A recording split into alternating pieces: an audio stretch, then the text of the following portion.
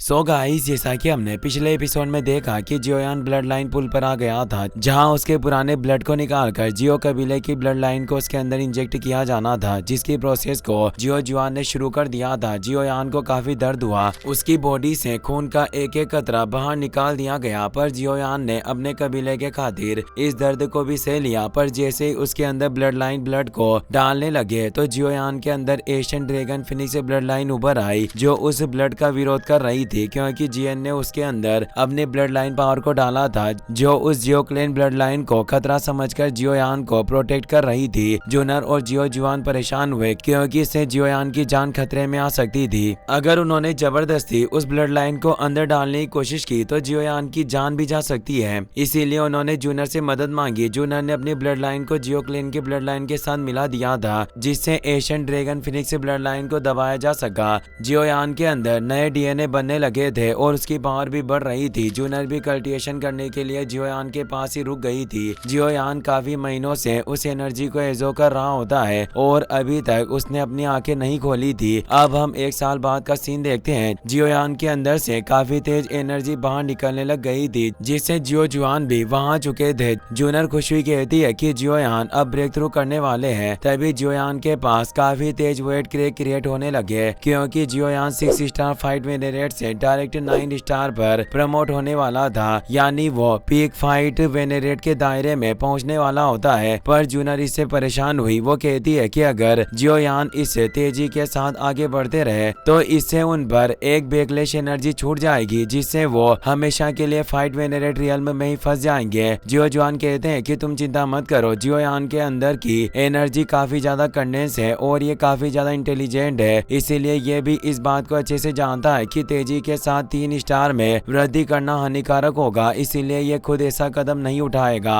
और अपनी इच्छा के साथ इस एनर्जी को दबाने की कोशिश करेगा, क्योंकि जियोयान के पास इतनी पावर है कि यह इस एनर्जी को सरप्रेस कर सके। जूनर भी उसकी इस बात से एग्री करती है। उन्हें भी जियोयान पर भरोसा था। जियोयान अब उस एनर्जी को दबाने लग जाता है, जिससे वो वॉइड क्रैक को सरप्रेस करने लगा और कुछ ही देर में वो 9 star break through void crack दबाकर खत्म हो जाते हैं। और अब जियोयान के अंदर से काफी तेज एनर्जी के साथ 8 फाइट स्टार वेनेरेट में प्रमोट हो जाते हैं। जियो जुआन कहते हैं कि ये 8 स्टार फाइट वेनेरेट के पीक पर पहुंच गया। वास्तव में इसका ब्रेक थ्रू इतना खराब भी नहीं है और देखा जाए तो ये पावर जियोयान के कंट्रोल में भी होगी। जियोयान अब अपनी आंखें खोल लेता है और उसके पास आ जाता है। वो अपने सिस्टर से कहता है कि मुझे उम्मीद है कि मैं आपकी उम्मीदों पर खरा उतरा होगा और मैंने आपको निराश किया। वो कहते हैं कि तुमने काफी अच्छी प्रोसेस की। जूनर भी जियोयान को प्रमोट होने की बधाई देती है। जियोयान उसे देखकर खुश होता है। जियो जुआन भी जानते थे कि वो दोनों प्यार करते हैं, जिससे ही वो एक दूसरे की फिक्र करते हैं। वो बोलते हैं कि तुम्हारे दिल की गहराई में ब्लड लाइन रिबॉन सीड को मैं पहले ही प्लांट कर चुका हूँ, जिसकी तुम्हें अच्छे से रक्षा करनी होगी, क्योंकि इसका तुम उस वक्त पर इस्तेमाल कर पाओगे जब तुम फाइट गॉड रियल्म में पहुंच जाओ। तब तुम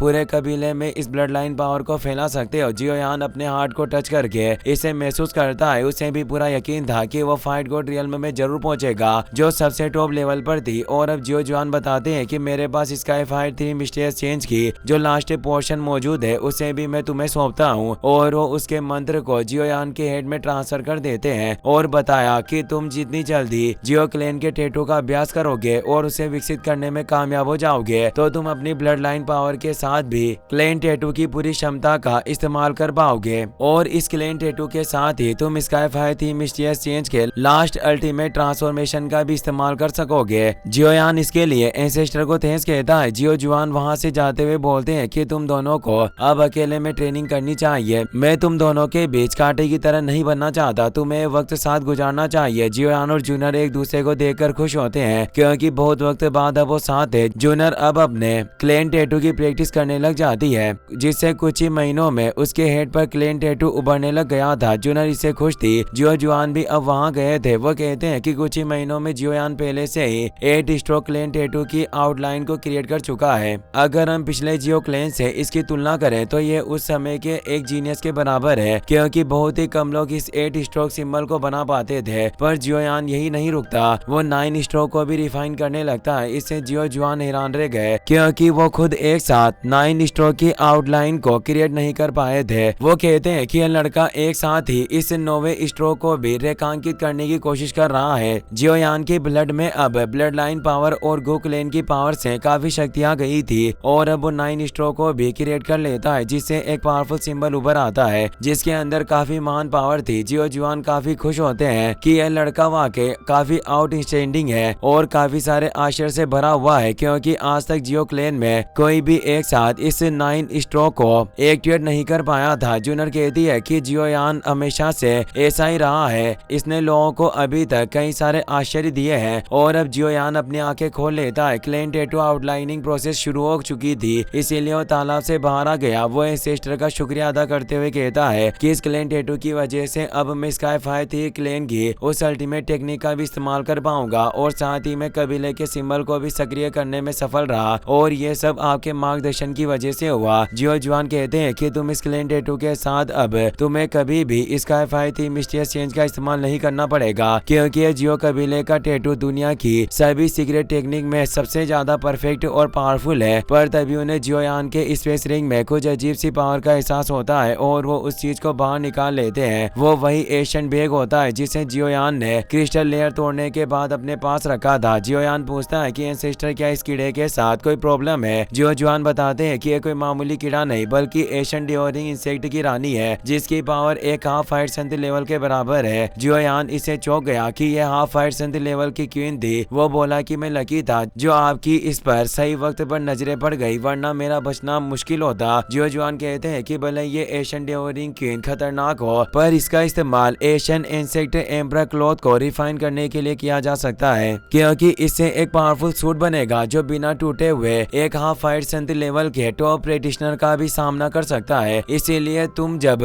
यहाँ से वापस लौटोगे उससे पहले ही मैं तुम्हें ये एशियन इंसेक्ट एम्ब्रा क्लॉथ बनाकर सौंप दूंगा। जियोयान इससे खुश हो गया और तुम्हें अब इस बचे हुए वक्त का इस्तेमाल हॉल ऑफ सोल के दोनों कमीनों के साथ प्रैक्टिस करने में करना चाहिए, क्योंकि अभी हाल ही में तुम्हें जियो क्लैन की ब्लड लाइन को विरासत में प्राप्त किया है। इसीलिए वक्त आ गया है कि तुम इसका पहला परीक्षण करो और उन दोनों हॉल ऑफ सोल्स कमीनों को सबक सिखाओ, क्योंकि उन्होंने जानबूझकर ही हुनिया और हुंशी को जिंदा भागने दिया था ताकि वक्त आने पर जियोयान ही उससे बदला ले सके। जियोयान कहता है कि यह वाकई काफी अच्छा वक्त है जब मैं उनके सारे पुराने कर्जे को निपटा सकता हूँ। जूनर भी जियोयान की बात मान लेती है क्योंकि वो अपने खून का बदला लेना चाहते थे। अब हमें एक फाइट वेनरेट एनर्जी बॉडी को दिखाया जाता है जो आराम से टहल रहा होता है। तभी उस पर अचानक हुंशी हमला कर देता है। वो अपने वेपन से लगातार कई सारे हमले करके उसे संभलने का मौका नहीं देता और उस एनर्जी बॉडी को पूरी तरीके से खत्म कर देता है। एक पावरफुल एनर्जी कोर बाहर आ जाता है। हुनिया भी वहां चुका था। वो उस एनर्जी कोर को अपने पास रख लेता है और बोला कि इस हमले से काफी बड़ा हंगामा हो गया, पर हम उस जियो क्लैन के एंसेस्टर से काफी दूर है, पर फिर भी हमें केयरफुल रहना होगा और बचने के लिए एक सेफ जगह ढूंढनी चाहिए। वो डर रहे थे कि कहीं जियो जुआन से उनका सामना हुआ तो वो उन्हें पूरी तरीके से खत्म कर देंगे। हुंशी को काफी गुस्सा आता है। वो कहता है कि मैं पिछले 2 सालों से चिपकर परेशान हो गया हूँ। अगर फ्यूचर में मुझे कोई मौका मिला तो मैं खुद उस जियोयान को अपने इन हाथों से पूरी तरीके से खत्म कर दूंगा।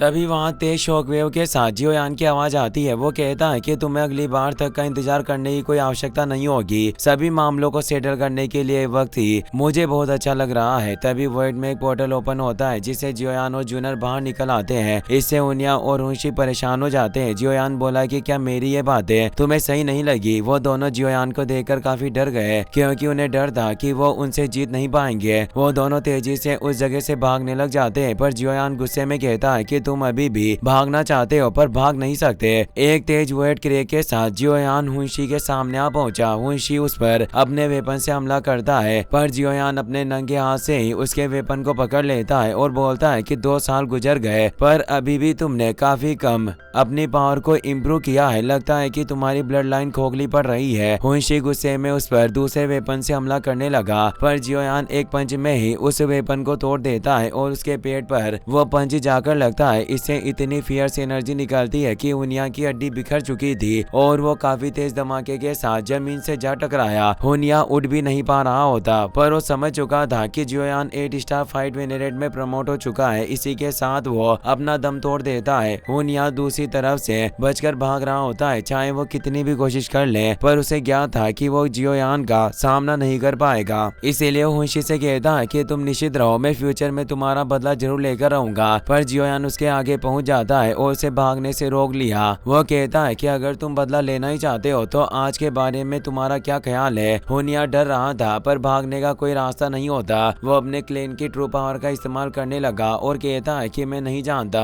कि तुम्हारी पावर इतनी ज्यादा कैसे बढ़ गई, पर अगर तुम मुझे मारना चाहते हो तो ये इतना आसान नहीं होगा, तुम्हें इसकी कीमत चुकानी होगी। उसने अपने होलो सोल के क्लेन टैटू को एक्टिवेट कर लिया था। उसकी बॉडी से फियर्स एनर्जी निकलने लगी, पर जियोयान मुस्कुराता हुआ कहता है कि तुम क्लेन टैटू की अकड़ दिखा रहे हो, पर मेरे पास भी एक टैटू मौजूद है। और अपने जियो क्लेन के 9 स्ट्रोक टैटू को एक्टिवेट कर लेता है। इससे sky fire 3 mysterious ultimate technique भी एक्टिवेट हो गई थी, जिससे जियोयान की पावर इतनी ज्यादा बढ़ गई कि आसमान भी उसके ऑरा से चमक उठता है और वो पूरी जगह ही हिल रही थी। हुनिया उस टैटू को पहचान लेता है कि यह तो जियो कबीले का क्लेन टैटू है। वो इतना ज्यादा डर गया कि उसकी पावर भी उसकी सांसों के साथ थम चुकी थी। जियोयान बोलता है कि तुमने बिल्कुल ठीक पहचाना, और वो एक पल में ही हुनिया के पीछे आ गया और कहा कि तुम्हारे सही जवाब का तुम्हें पुरस्कार तो मिलना ही चाहिए। उसने जैसे ही हुनिया को टच किया तो उसके हाथ से इतनी ज्यादा फियर्स एनर्जी निकली कि हुनिया उसे सहन नहीं कर पाता। आसपास के पहाड़ भी बिखर गए थे और हुनिया की सोल भी नष्ट हो जाती है और वो तेजी से उनशी के पास ही जाकर गिरता है। धुआं जब साफ हुआ तो पता चला कि दोनों ही अब मर चुके थे। जियोयान उनके पास आकर कहता है कि तुम दोनों निश्चित रहना, पाताल में तुम अकेले नहीं रहोगे। जल्दी मैं होलो सोल्स के और भी मेंबर को तुम्हारे पास भेज दूंगा।